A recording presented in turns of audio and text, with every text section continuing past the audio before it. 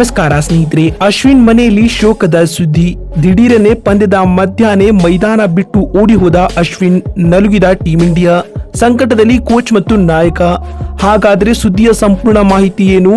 ಅಷ್ಟಕ್ಕೂ ಅಶ್ವಿನ್ ಫ್ಯಾಮಿಲಿಗೆ ಆಗಿದ್ದೇನು? ಇದ್ರ ಬಗ್ಗೆ ಇವತ್ತಿನ ಈ ಒಂದು ವಿಡಿಯೋದಲ್ಲಿ ತಿಳಿಸ್ಕೊಡ್ತಾ ಹೋಗ್ತೀನಿ. ಹೀಗಾಗಿ ದಯವಿಟ್ಟು ಈ ವಿಡಿಯೋವನ್ನ ಕೊನೆವರೆಗೂ ನೋಡಿ ಸ್ನೇಹಿತರೆ. ಅದಕ್ಕಿಂತ ಮುಂಚೆ ನೀವು ಕೂಡ ಟೀಂ ಇಂಡಿಯಾದ ಅಭಿಮಾನಿಗಳಾಗಿದ್ರೆ ತಪ್ಪದೆ ಈ ಕೂಡಲೇ ಈ ವಿಡಿಯೋಗೊಂದು ಲೈಕ್ ಮಾಡಿ.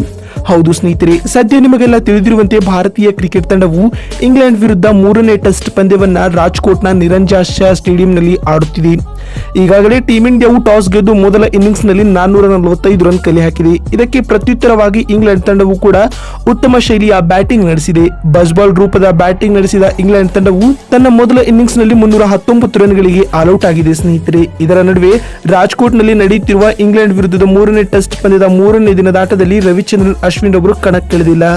2ನೇ ದಿನದಾಟದಲ್ಲಿ ಬ್ಯಾಟಿಂಗ್ ಮತ್ತು ಬೌಲಿಂಗ್ ಮಾಡಿದ ಅಶ್ವಿನ್ ಶನಿವಾರದ ದಿನದಾಟಕ್ಕೆ ಅಲಭ್ಯರಾಗಲಿದ್ದಾರೆ. ಇದಕ್ಕೆ ಮುಖ್ಯ ಕಾರಣ ಹೊರಬಿದ್ದಿದ್ದು ರವಿಚಂದ್ರನ್ ಅಶ್ವಿನ್ ಅವರ ತಾಯಿ ಅನಾರೋಗ್ಯದಿಂದ ಬಳಲುತ್ತಿರುವುದು. 2ನೇ ದಿನದಾಟದ ಮುಕ್ತಾಯದ ಬೆನ್ನಲ್ಲೇ ಅಶ್ವಿನ್ ಅವರಿಗೆ ಕುಟುಂಬದ ಕಡೆಯಿಂದ ಕರೆ ಬಂದಿತ್ತು.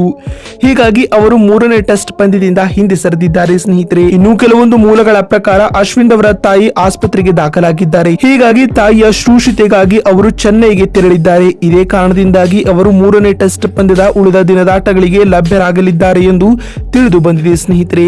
ಅಶ್ವಿನ್ ಅವರ ಅನುಪಸ್ಥಿತಿಯಲ್ಲಿ ಈ ಪಂದ್ಯದಲ್ಲಿ ಟೀಂ ಇಂಡಿಯಾವು 10+1 ಆಟಗಾರರೊಂದಿಗೆ ಕಣಕ್ಕಿಳಿಯಲಿದೆ. ಅಂದ್ರೆ ಭಾರತ ತಂಡ ಬದಲಿ ಆಟಗಾರನನ್ನ ಕಣಕ್ಕಿಳಿಸಬಹುದು.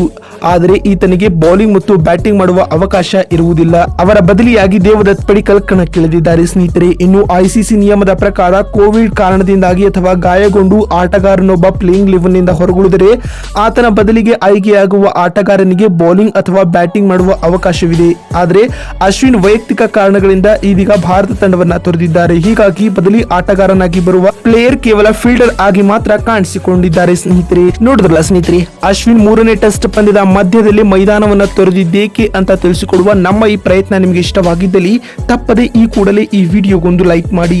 ವಿಡಿಯೋವನ್ನ ಇಲ್ಲಿವರೆಗೂ ನೋಡಿದ್ದಕ್ಕಾಗಿ ಧನ್ಯವಾದಗಳು. ಮತ್ತೊಂದು ವಿಡಿಯೋದಲ್ಲಿ ಸಿಗ್ತೀನಿ. ಅಲ್ಲಿವರೆಗೂ ನಮಸ್ಕಾರ, ಧನ್ಯವಾದಗಳು ಸ್ನೇಹಿತರೆ.